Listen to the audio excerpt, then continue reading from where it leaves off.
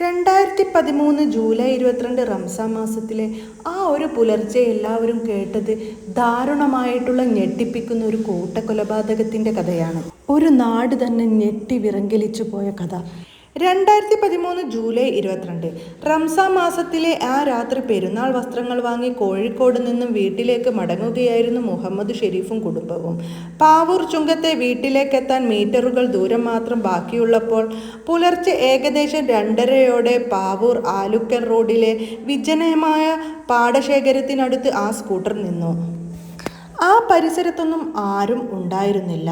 നിമിഷങ്ങൾക്കകം സാബിറയുടെയും 2 പിഞ്ചുമക്കളുടെയും നിലവിളികൾ ആ മൺകുഴിയിലേക്ക് വെള്ളക്കെട്ടിൽ ആഴ്ന്നുപോയി. ആ പിഞ്ചുമക്കൾ പെരുന്നാളിനിടാൻ കൊതിച്ചു വാങ്ങിയ പുത്തൻ ഉടുപ്പുകളും അവരോടൊപ്പം താഴ്ന്നു പോയി. തൻ്റെ ഭാര്യയും പ്രിയപ്പെട്ട മക്കളും വെള്ളത്തിനടിയിൽ നിന്ന് മുങ്ങിത്താഴുന്നതും ജീവനു വേണ്ടി കേഴുന്നതും അയാൾ ദൂരെ നിന്ന് നോക്കി. അയാളുടെ ചുണ്ടിൽ അപ്പോൾ ക്രൂരമായൊരു ചിരിയുണ്ടായിരുന്നു. നാളെ മുതൽ തനിക്ക് ശല്യമായി ഇവരുണ്ടാവില്ല. ഭാര്യയും കുഞ്ഞുങ്ങളും മരിച്ചു എന്ന് ഉറപ്പു വന്നപ്പോൾ 1/2 കിലോമീറ്റർ അകലെയുള്ള അയൽക്കാരൻ ഗഫൂറിൻ്റെ വീട്ടിലേക്ക് ഓടിക്കയറി വന്ന് ഷെരീഫ് പറഞ്ഞു തൻ്റെ സ്കൂട്ടർ ടയർ പഞ്ചറായി വെള്ളക്കെട്ടിലേക്ക് മറഞ്ഞെന്നാണ്. എന്നാൽ നനഞ്ഞൊട്ടി മരവിച്ച മകൾ നിധയുടെ മൃതദേഹം കൈകളിലേന്തി വന്ന ഷെരീഫിൻ്റെ വസ്ത്രത്തിലോ അല്ലെങ്കിൽ ശരീരത്തിൽ എവിടെ പോലും ഒരു പരിക്കുകളോ പാടുകളോ ഉണ്ടായിരുന്നില്ല. പ്രധാന റോഡിൽ നിന്ന് 30 മീറ്റർ മാറി വെള്ളക്കെട്ടിലിനോട് ചേർന്ന് വഴിയിലൂടെ ഷെരീഫ് എന്തിന് യാത്ര ചെയ്തു എന്ന നാട്ടുകാരുടെ ചോദ്യത്തിനു മുമ്പിൽ അയാൾ പതറി. മണൽ വാരാൻ തൊഴിലാളിയായ ഷെരീഫ് ഒപ്പമുണ്ടായിരുന്ന ഭാര്യയെയും മക്കളെയും രക്ഷിക്കാൻ ശ്രമിക്കാതെ 1 കിലോമീറ്റർ ദൂരെയുള്ള വീട്ടിലേക്ക് പോകാതെ ഗഫൂറിൻ്റെ വീട്ടിലേക്ക് വന്നതിലും പോലീസിന് തുടക്കത്തിലും ദുരൂഹത മണത്തു. കൊലക്കയറൊരുക്കിയത് 10 ലക്ഷത്തിൻ്റെ ഇൻഷുറൻസിന്. മഞ്ചേരി CI ഓഫീസിലെ ചോദ്യം ചെയ്യാൻ മുറിയിൽ ഷെരീഫ് ഓരോന്നായി തുറന്നു പറഞ്ഞപ്പോൾ പോലീസുകാർ പോലും ഞെട്ടി. അതൊരു യാദൃശിക അപകടമായിരുന്നില്ല. മാസങ്ങൾ നീണ്ട കൃത്യമായ പ്ലാനിംഗ് ആയിരുന്നു. കൊലപാതകത്തിന് 2 മാസം മുൻപ് സാബിറയുടെ പേരിൽ ഷെരീഫ് 10 ലക്ഷം രൂപയുടെ ഇൻഷുറൻസ് എടുത്തിരുന്നു. അപകടമരണമാണെങ്കിൽ തുക ഇരട്ടി ലഭിക്കുമെന്ന് അയാൾ കണക്ക് കൂട്ടി. വിവാഹ സമയത്ത് നൽകിയ 75 പവനിൽ 50 പവനും ഭാര്യ അറിയാതെ ഷെരീഫ് വിറ്റിരുന്നു. ഇത് തിരിച്ചെടുക്കാൻ സാബിറ നിർബന്ധിച്ചതോടെ ഭാര്യയെ ഒഴിവാക്കാൻ തന്നെ തീരുമാനിച്ചു. ഇതിനിടെ മറ്റൊരു വിവാഹം കഴിക്കാനായി വധുവിനെ തേടി വളാഞ്ചേരിയിലെ വിവാഹ ബ്യൂറോയിൽ ഷെരീഫ് പേര് രജിസ്റ്റർ ചെയ്തിരുന്നു.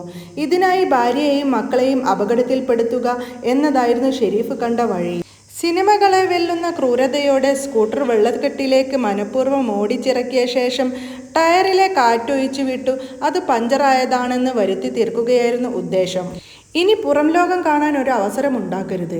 12 വർഷം വേണ്ടി വന്നു ഇയാളെ പിടിക്കാൻ.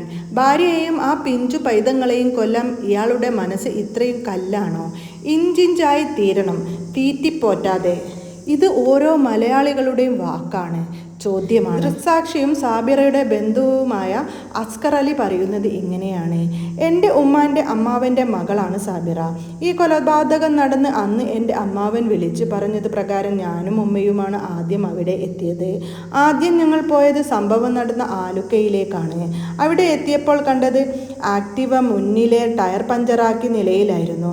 അത് കണ്ടപ്പോൾ തന്നെ ഞാൻ ഉമ്മയോട് പറഞ്ഞു ഇത് കൊലപാതകമാണെന്ന്. കാരണം സംഭവം നടന്ന വെള്ളക്കെട്ടിലേക്ക് മൈൽ റോഡിൽ നിന്ന് 3 വളവുകളുണ്ട്. ആ 3 വളവുകൾ തിരിഞ്ഞിട്ട് വേണം 2 വീലർ വെള്ളക്കെട്ടിൽ പതിക്കാൻ. 2 വീലർ പഞ്ചറായി ഇത്രയും ദൂരം പോകില്ല. അതും നല്ല തടിയുള്ള ഷെരീഫും അവളും 2 വീലറിൽ ഉള്ളപ്പോൾ. അവിടെ ഉണ്ടായിരുന്ന പലരോടും ഞാൻ ഇത് പറഞ്ഞിട്ടുമുണ്ട്. അതിൽപ്പെട്ട ഒരാളാണ് മരുപ്പച്ച എന്ന പേരിൽ ഇളനീർക്കട നടത്തുന്ന മുത്തു. പിന്നീട് ഞാനും ഉമ്മയും അവിടെ നിന്ന് നേരെ അവൻ്റെ വീട്ടിലേക്ക് പോയി. അവിടെ എത്തിയപ്പോൾ അവൻ്റെ ഉമ്മ ഇന്ന് ജീവിച്ചിരിപ്പില്ല. പറയുന്നത് കേട്ടു ഇവിടെ 3 കുഴി കുത്തിയിട്ടുണ്ടല്ലോ, അവരെ ഇവിടെ കബറടക്കിയാൽ മതിയെന്ന്. ആ 3 മയ്യത്തുകളും അവർക്ക് വിട്ടുകൊടുത്തില്ല. അവരെ ഒളവട്ടൂർ മയക്കരയിലെ അവരുടെ വീട്ടിൽ മുന്നിൽ പള്ളിയിലാണ് കബറടക്കിയത്. പ്രതിയുടെ മഹലിൽ കുത്തിയ 3 കബറുകളിലേക്ക് ആദ്യം പോയത് പ്രതിയുടെ ഉമ്മ തന്നെയാണ്. പ്രതിയെ രക്ഷിക്കാൻ വേണ്ടി പലരും കളിച്ചിട്ടുണ്ട്. പ്രതിയുടെ ഉമ്മ പാഴേരി കുടുംബമാണ്. ആ കുടുംബത്തിൽ തന്നെ വേറെയും കൊലപാതകം നടന്നിട്ടുണ്ട്. ആ കുടുംബം രാഷ്ട്രീയ പാർട്ടികളുമായി നല്ല ബന്ധമുള്ളവരാണ്. ഇപ്പോൾ നിയമസഭയിലേക്ക് ഏറനാട്ടിൽ നിന്ന് ഇടത് സ്ഥാനാർത്ഥിയായി നിൽക്കുന്നതും പ്രതിയുടെ ഉമ്മാന്റെ കുടുംബാംഗമാണ്. ഞാൻ ഈ കമൻ്റ് ഇവിടെ വെച്ചത് തന്നെ ഈ നാറി ഈ 12 വർഷത്തോളം ഇവിടെ സുഖിച്ച് ജീവിക്കുകയായിരുന്നു. ഈ കുഞ്ഞുങ്ങൾ കളിച്ചു ചിരിച്ചു നടന്ന ആ വീട്ടിൽ തന്നെ. അതിന് അവസരം കൊടുത്തത് നമ്മളുടെ നിയമം തന്നെയാണ്. അയാൾക്ക് ഒന്നും സംഭവിച്ചിട്ടില്ല.